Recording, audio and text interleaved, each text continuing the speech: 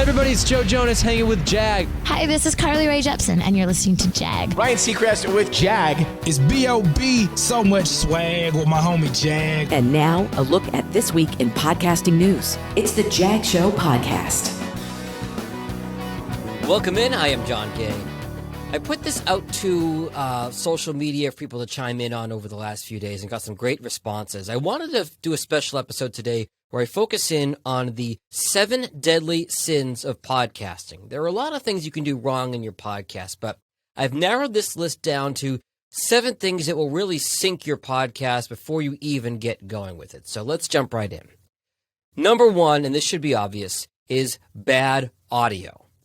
Now, this is a wide encompassing topic. It can be anything from recording your podcast from way away from your mic down a long hallway or in a big conference room where there's a lot of echo, or something as simple as having really inconsistent volume between you and your guests. We've all heard of podcasts like that where we're in the car and we're turning the volume up or down depending on who's speaking. It's maddening. It will drive away a listener very, very quickly. So any kind of bad audio, even just a lot of, mouth clicks and coughs and things like that. Bad audio, as my uncle will say, audio will always eat your lunch. Bad audio, number 1 deadly sin of podcasting. Number 2, being overly chatty and going on unrelated tangents. Now, this is especially true in the beginning of your episode. If you haven't given somebody a reason to stick around in that first minute or two, they're not going to. So do not talk about the cool new breakfast place down the street, or the weather, or anything along those lines. Get to the point. Tell me what you're going to talk about and get to it. And once you get going in it, maybe a quick aside, if it's a funny story, might work occasionally. But if you can't stay focused on the blueprint for your episode and you're going here, there, and everywhere, unless you are the funniest person in the history of ever, it's probably going to turn your listeners off. Avoid those unnecessary tangents.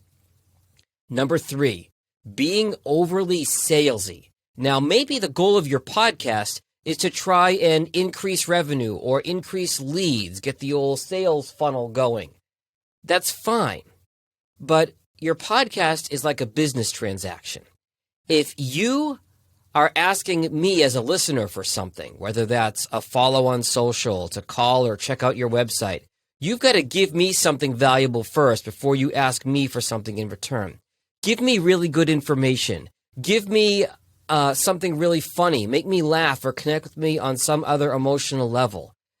The podcasts that just start off by rattling off, hey, follow me on social, leave a rating and a review, send me an email, go to my website, that doesn't carry any weight unless you've given somebody something of specific value in terms of content first, especially if somebody's a first-time listener to your show. If I'm checking out your show and you start off with a list of plugs, I don't know who you are. Why am I going to follow that stuff? I'm probably gone by that point.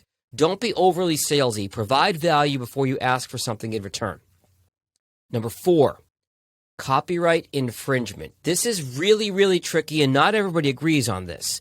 There are some folks who think fair use, you can use a piece of a movie clip or a piece of a song in a show. The truth of the matter is, the law has not yet caught up to the technology. So if you are using a clip in your show, you could get a cease and desist. You could, at worst, get sued. You never know. Now, Spotify is a little bit of the exception here because Spotify has music rights because of the music side of their platform. So theoretically, if you do a podcast on Spotify or Anchor, there are ways that you can tap into the music within Spotify through their music licensing. But here's the catch. If you do that, that does not cover you if your podcast is an Apple Podcasts or Stitcher or Google Podcasts or anywhere else. So kind of a brilliant move on Spotify's part to maybe incentivize you to be only on Spotify. But if you're only on Spotify, you are losing out on a ton of potential audience. Bottom line, the law has not yet caught up to where it needs to be yet. Unless you're the New York Times and the Daily where you've got a ton of money to spend on music rights, stay away from copyrighted music and other copyrighted content in your podcast. It's better safe than sorry. Last thing you want is a cease and desist or an actual subpoena. Not often it happens, but it's been known to happen. You don't want to be in that situation. Speaking of Spotify and Apple, number 5 on our list. not being on Apple Podcasts and Spotify. These two are still the biggest platforms out there. Google Podcasts making inroads. You're going to see 1-2% on places like Stitcher or iHeartRadio or things like that.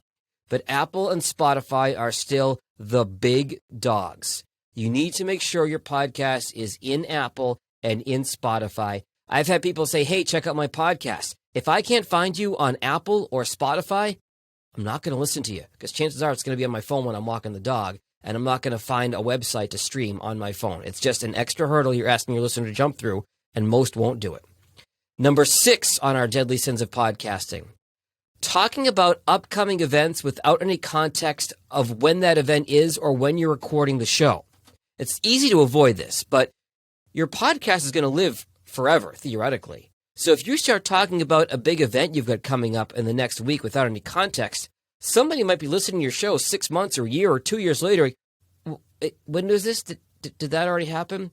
All it takes to avoid this is a simple disclaimer. I do this on shows with my clients all the time. So yeah, we're recording this on June 9th, 2021. We're talking about this event that's coming up here in a couple weeks. It's a quick disclaimer. It's a quick aside, and it will help give context and not confuse somebody if you're listening to your show later on, way after you've published it.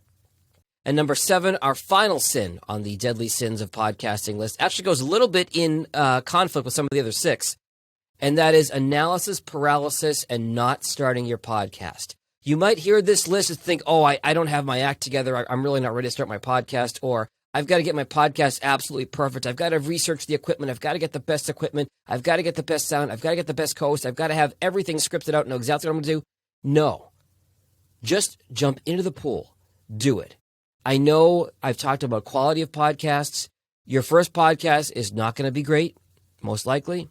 You will improve over time, but the only way to improve is to actually do it. So jump in the pool and do it. Don't be afraid and try to perfect everything before you start. Just do it. Again, thank you to everybody who connected with me on social media or via email with their ideas for this list. I'm probably going to do a follow-up list in terms of other mistakes that podcasters make that aren't quite as bad as these 7 deadly sins. If you've got an idea, you can hit me up on social at Jag in Detroit, or you can, of course, send me an email, jag@jagindetroit.com. That's also my website if you need help with your podcast, jagindetroit.com. Until next week, stay healthy and stay safe. Later. If you like what you just heard, share The Jag Show with someone else who's interested in podcasts. You can also follow The Jag Show on Apple Podcasts, Spotify, or wherever you get your podcasts. Visit jagindetroit.com.